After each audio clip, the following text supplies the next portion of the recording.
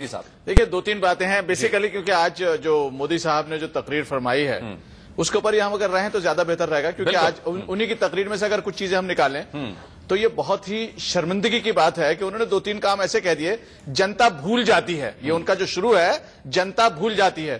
तो मोदी जी और हम अपने दोस्तों को सबको बता देना चाहते हैं, जो हमारे बीजेपी के दोस्त हैं, जनता बेवकूफ नहीं है, भूल नहीं जाती। और दूसरी बात हम ये बतला दें, ये असल में प्रिल्यूड है ये माफी मांगने का। तो एक बात और बतला दें, हिंदुस्तान की जनता को माफी नहीं चाहिए, इंसाफ चाहिए। तीसरी बात हम ये बतलाना चाहते हैं कि हमारे भाई ये फरमा रहे थे कि सुप्रीम कोर्ट में और फलां का, तो सुप्रीम नीचे की कोर्ट से लेकर सुप्रीम कोर्ट तक, सुप्रीम कोर्ट ने जो कमेंट पास किए थे वो आज तक किसी चीफ मिनिस्टर के खिलाफ इतने सख्त कमेंट पास नहीं हुए। चौथी बात कि जो ये बतला रहे थे ना 3 दिन के अंदर फसाद रुक गया था, सरासर झूठ है। मसे के वो पहले अब आप जब आप बोल रहे थे मैं खामोश था, बी डिसिप्लिन। वो 3 दिन तक नहीं, वो हफ्तों महीनों तक, और बल्कि वहां पर जो दुर्दशा रही है कैंप्स के अंदर, वो हम सब लोग अच्छी तरीके से जानते हैं कि किस तरह से इस सेंटर से जो इवन जो उनके रिहेबिलिटेशन वगैरह के लिए पैकेजेस गए थे वो किस तरह से वापस हुए और किस तरह से वो कैंप बंद कर दिए गए। पांचवी बात कि खुद मकसे के जो वहां पर जिस तरह से प्रोसिक्यूशनिस्ट जो थे और जिन्होंने मकसे के वहां एफआईआर वगैरह के लिए केसेस करना शुरू किया था, सारे आरएसएस के लोग वहां बैठे हुए थे और वो केस सुप्रीम कोर्ट को बार बार गुजरात से लेकर महाराष्ट्र में और दिल्ली में बाकायदा कोर्ट केस देने पड़े। जाफरी का केस जो है वो इतना आई ओपनर है, अभी तक जो है मोदी साहब उसमें इंसाफ नहीं होने देना चाह रहे हैं और किसी ना किसी तरह से उसके ऊपर अड़चन आ रहा है। छठी बात कि जहां तक मसले जितने भी एनकाउंटर्स हुए हैं, शर्म की बात है गुजरात के लिए, एक के बाद एक सीनियर ऑफिसर जो है उसको जेल हो रही है, क्योंकि वहां पर मोदी जी ने अपने नाम के लिए कि उनको कत्ल किया जा रहा है, मुसलमान बच्चियों का कत्ल कराया। अरे ये तमाम वो चीजें जो शर्मसार होना चाहिए, बजाय शर्मसार होने के ये बाकायदा उसको कह रहे हैं पब्लिक जनता माफ कर देगी, माफ नहीं करेगी, हिसाब मांगेगी आप लोगों से। चलिए, आपने भी फैसला सुना दिया। मैं विनोद अग्निहोत्री जी, वरिष्ठ पत्रकार हमारे साथ हैं। विनोद जी, मैं आपसे, रामेश्वर जी आपसे भी जवाब लूंगा। विनोद जी, क्या क्या गलती कर दी मोदी ने ऐसे वक्त में, जबकि 2014 के मिशन पर वो लगे हुए हैं, जनता भूल जाएगी, माफी और गलती जैसे शब्दों को बोल करके क्या गलती कर दी उन्होंने? देखिए, नरेंद्र मोदी शिफ्ट कर रहे हैं।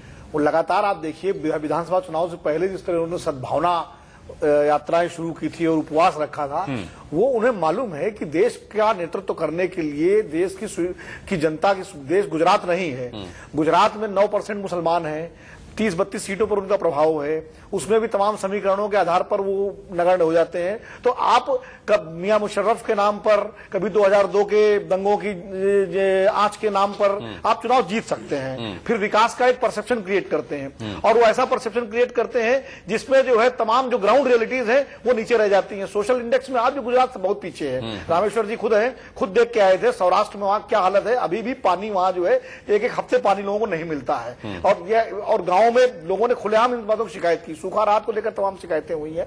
तो गुजरात के विकास की 2 तस्वीरें हैं, वो एक अलग विषय है।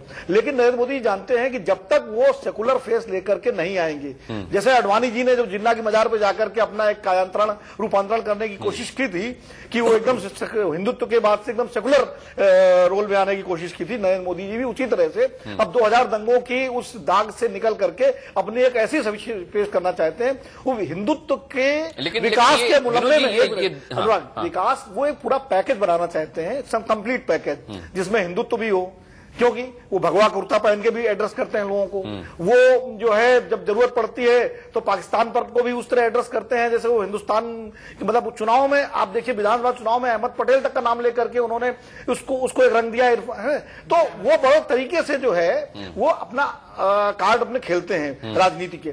अब वो देखिए, अटल बिहारी वाजपेयी 1999 में भाजपा के नेता थे, देश के प्रधानमंत्री थे और कारगिल का युद्ध का पूरा राष्ट्रवादी जो उभार था वो उनके पीछे था, पूरा बैकलैश उसमें उनके साथ था पूरा, और उसके बाद पूरा इंडिया इंटैक्ट था और अटल बिहारी के साथ लिबरलिज्म भी था, विकास भी था, हिंदुत्व भी था, सब कुछ था।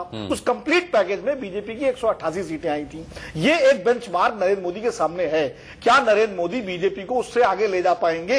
इसलिए उनको अपना शिफ्ट करना है, अपना रूपांतरण करना है, वो पुनर्जन्म की कोशिश में है, वो विकास की चमक में 2002 को पीछे करके और जो उनके ऊपर तमाम आरोप हैं, जैसा कि अभी कमाल फारूकी साहब भी कह रहे थे, एनकाउंटर्स को लेकर के, इसको लेकर के या सोशल इंडेक्स जैसे, इन सबको छिपा करके एक नया अपनी तस्वीर पेश पेश करना चाहते हैं, इसीलिए वो एनआरआईज को एड्रेस करते हैं। वो जब विधानसभा चुनाव के बाद मुख्यमंत्री पद की शपथ लेने से पहले जब वो संबोधित करते हैं अपने समर्थकों को, तब वो गुजरात को नहीं देश को एड्रेस करते हैं। पूरा चुनाव वो गुजराती भाषा में देते हैं, बोलते हैं, लेकिन जिस वक्त वो गांधीनगर में भाषण देते हैं अहमदाबाद में, तब वो हिंदी में बोलते हैं। तो वो पूरा उनका डिजाइन है, बहुत तरीके से वो आगे बढ़ रहे हैं और उनका दबाव भी है। रामेश्वर जी बैठे हुए बहुत अच्छे हमारे मित्र भी हैं कि पूरी पार्टी पर एक तरह से उन्होंने दबाव बना दिया है कि उनको डिक्लेयर किया जाए प्रधानमंत्री पद का उम्मीदवार। अब ये बीजेपी नेतृत्व को तय करना है कि वो उनको डिक्लेयर करेगी या खाली उनका एक हाइप क्रिएट। चलिए वो बीजेपी